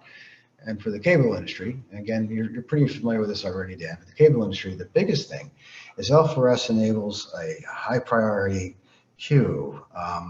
Cable to date, DOCSIS 3.1 has about a 10 millisecond overall request grant latency. L4S and DOCSIS 4 enables something closer to a millisecond. So it can shave off, 9/10 of the underlying bandwidth in cable and get it very close to fiber level performance. And that's just a huge win for that kind of technology. And if they just use just that without any extra stuff, I would be happy. I have a wonderful, wonderful chat on Thursday. Again, I do appreciate all attempts to move forward on reducing internet latency overall. All right. Well, I think we're kind of running towards the end of everyone's time, and I definitely want to respect that for everyone. Robert, did you have any other thoughts and comments that you wanted to bring up as far as implementing into ISP stuff? I know we've all been kind of bouncing and shooting away. Yeah, I mean, something that we've come across is just the need to, as we all oversell as ISPs, the demand has increased for really high speed plans on APs that are, maybe only 2 to 3 times higher bandwidth than those plans. So I think it's very helpful to shape at the edge. I do think it's important, like Dave was saying, we need to also do that at the CP and do coordination between those two. But I think it's helpful to queue on links between sites and to make sure that those are the congestion is limited there. It may seem like, oh, well, it's just going to be a tiny spike up to the port limit or something for what, a millisecond, or a small amount of time. But that really does have a trickle down effect the further you go down your network. Especially if you're a Wisp, you have a lot of, like you could be 8 layers deep in terms of like leaves off of a tree. So I think it's helpful to do that, and just to keep close tabs, whether it's you're using Perseem or LibreQS, on the kind of latency, like the round trip time that your customers are experiencing, because like with changes like L4S, we're going to see a lot of competition in the space for actual like really solid low latency connectivity. So I think for Wisp to compete, I think it's important to just deliver really solid latency for gamers and everyone else. Yeah, definitely important. All right, well, Dan, or sorry, Zach, you're the one who's on the shortest time limit here. What did you have any last questions, or comments or thoughts?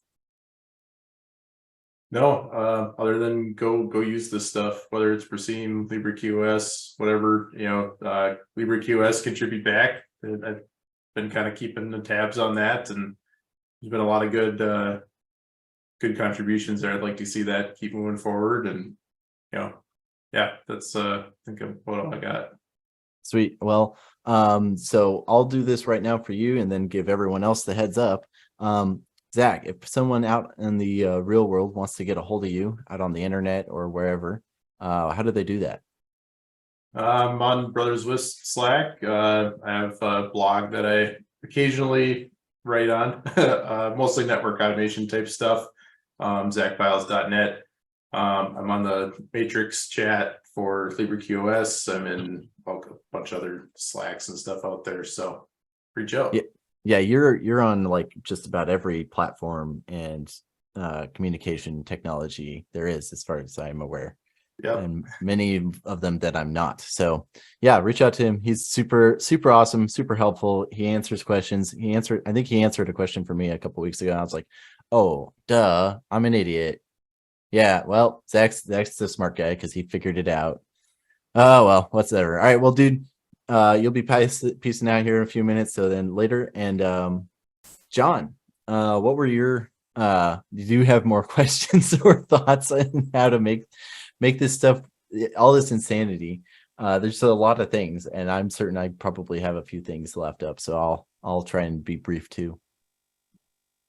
Probably the biggest thing that is that we're doing is implementing it in Mikrotik. So that's pretty much what it is. I still have the same thing that Rube was talking about earlier, was like the GUI isn't there with Mikrotik at all for FQCoddle or Cake, and that is definitely a frustration with that implementation. Because it's like, as soon as you create a rule in the CLI, then in the GUI it's like, oh yeah, Cake.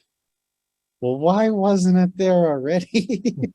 So that is I've caught that same frustration with Mikrotik.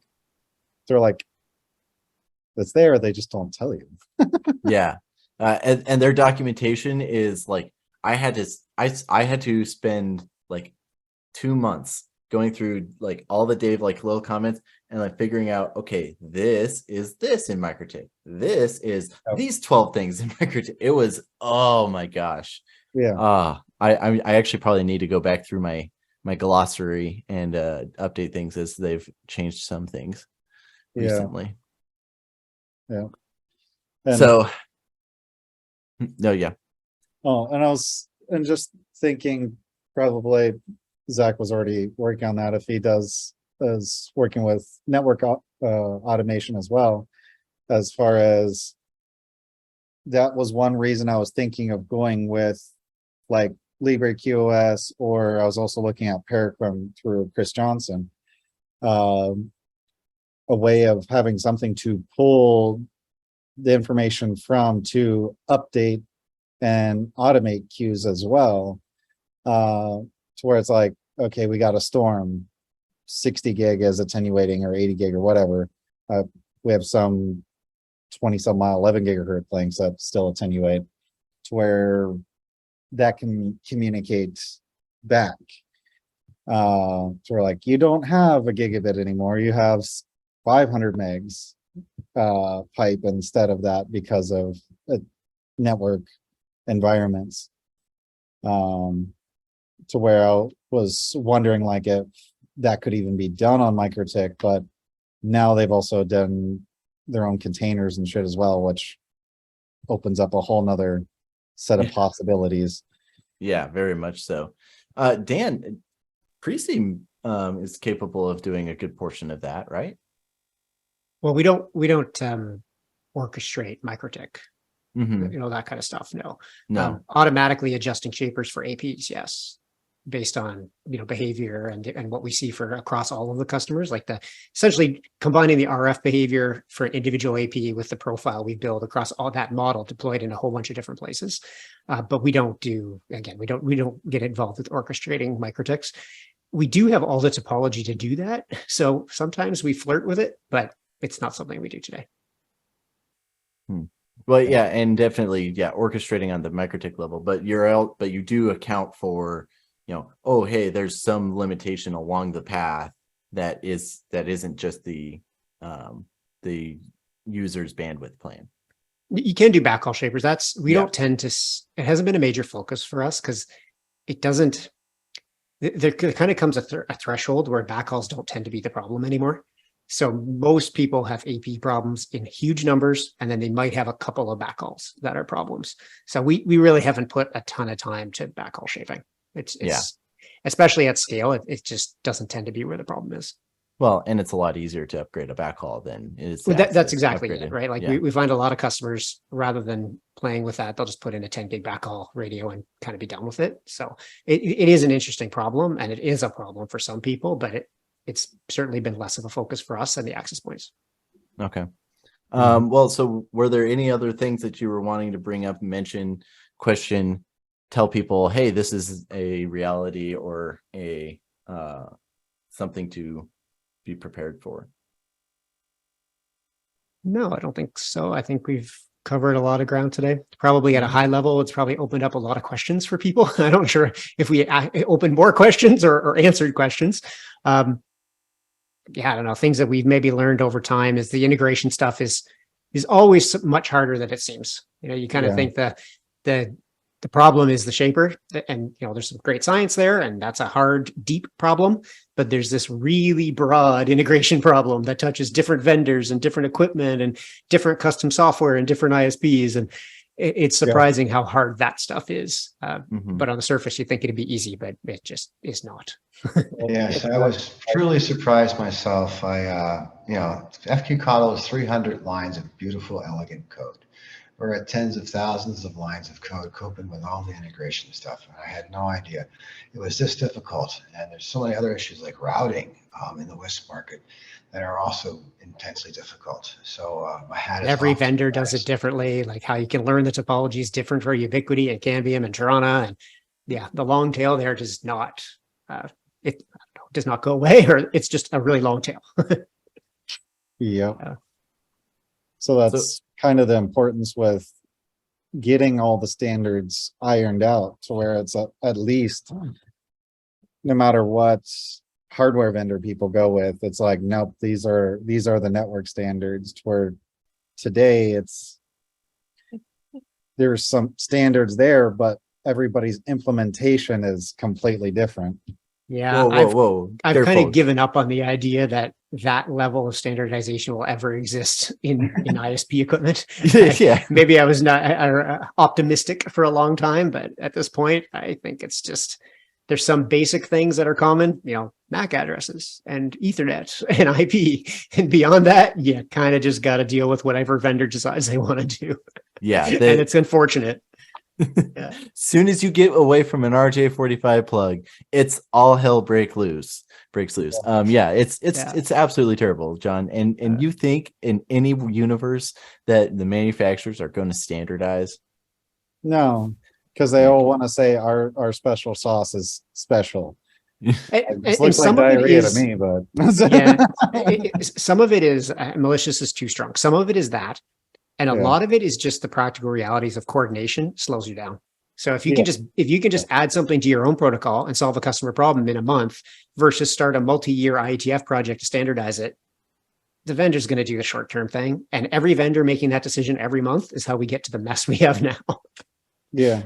Yeah. That's life. All right. Dave.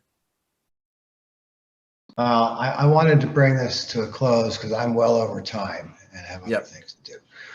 Highly entertaining, great to be with you all today. I wanted to make 3 points in conclusion here. First one is despite all of our efforts here, the last 6 feet of the connection terminates in Wi-Fi. Yeah. And my group worked really hard to get FQ call algorithms into Wi-Fi. And those are in many good products today. And I hope that if you find ways of recommending or installing gear that has the right stuff in it, many of the rest of your problems will go away. I know that Robert, for example, has taken personal responsibility for making sure that the customer Wi-Fi is good, and they could break at any seam. So please go forth and recommend gear that has that in it. What would be gear that would actually have that implemented in the wireless chipset?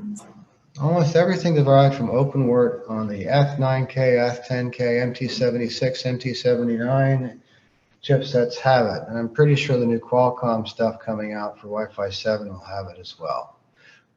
So that's a starting point. In terms of off-the-shelf gear, there's EvenRoute and Eero. Eero was one of the first adopters of FQCODL, and it's why they took off so quickly. And the Eero 5s were the best for a while. I hear good things about the Eero 6 now. Meraki, there's a couple dozen suppliers doing it. Some Google Wi-Fi products do it, right? Others don't. It's a matter of testing to find out the stuff and reporting back is what works. I hope Tirana gets it right soon. They haven't. So that's just the part. Just make sure that all the pieces in your chain are good, and look for stuff that's running more modern code overall, because the security problems really bother me, keep me awake at night. So that's point number 1. Point number 2, as I would really love the industry to try to think a little bit further forward than fixing the next month. In my case, I've invested a lot of my personal fortune and portion of my inheritance into giving away all this technology, and has been surviving primarily on donations ever since, and the occasional small contract. It isn't just me. There's a lot of people doing stuff that can't be understood, that only one funder, NLNet, really understood that teeny little grants directed at crazy ass developers can help change the world. And if it wasn't for NLNet's contribution, none of you would have any of this technology today. Also, I have a thank you to Comcast for doing so. So please go support your local open source developer. And last but not least, keep telling people about it. I really appreciate it. It cheers me up every time I hear about you guys making another customer happy and having another less phone call, because you guys are enabling people to be able to work from home and survive in a difficult era. Thanks. Thank you very much. I greatly appreciate that. All right. Well, Robert, what were your last lines? And then what would be your way that you would want people to reach out to you? If you're curious about implementing QoE, definitely reach out to us. It's at libraryqos.io. Learn more about it and join us in the Matrix chat so that we can help you with integration or any sort of problems you come across as you try to test it out. Aside from that, yeah, just reach out to us on the website, and we're happy to help you get going. Cool. All right. John, people getting a hold of you. Easiest way is probably our phone number. But you can also email like info@geekytech.com or geek5wifi.com. We're also on Facebook. Suzette and Angela are the ones that always answer that. And if you need me, they'll get you to me because I'm always somewhere crazy weather. Well, I know Angela can get a hold of you in the middle of emergency. Oh yeah. Even if we're in bed, she has no problem whacking you. Go Good. fix it. All right. Dan, how should people reach out to you? Yeah, Presume.com has all the kind of company contact stuff. I also have a blog that I very rarely post at these days at coverfire.com. It's probably another story where that came from. But there's kind of a bit of history of network protocol geeky things there. But again, not so active these days, unfortunately. Yeah, we're all terrible about that. And Dave, my last little thing, I noticed recently on the forum, and I've been meaning to make some posts about this. You're looking for a Linux developer to work on, is it the DSCP? You made a post a week or two ago about, it's a standard, it's looking at being taken out of the Linux stack, networking stack. Oh shoot, where was that? I have my notes. I think you're talking about, I was trying to figure out how to edit packets to change the DSCP based on some criteria. And I actually figured that out yesterday. I should repost. So thank you for noticing. Nope, solved that one. Okay. All right, fine. Thanks for asking. Anyway, I can be reached as well. I spend a lot of time in the Libre QoS chat room. There's 120 people in there. It's been a great therapy site for us all. And I'm also reachable via email primarily, dave.taht@gmail.com. There we go. You can reach out to me. I'm Tommy at lostcreek.tech or thebrotherswisp@gmail.com. Reach out, say hi. The Brothers Wisp, huge shout out to all of our patrons who you guys are like the reason this exists and are the reason I'm able to do this. Catch you all later. Start searching, shooting up the web in neighborhoods, net surfing. We got horrible jokes, we're loud and annoying, but we're informative facts, we're not disappointing. Just give us a listen, cause fun is the mission. I'm telling you, you don't know what you are missing. Ideas and some good comedy given. If you missed the show already, don't worry, you're forgiven.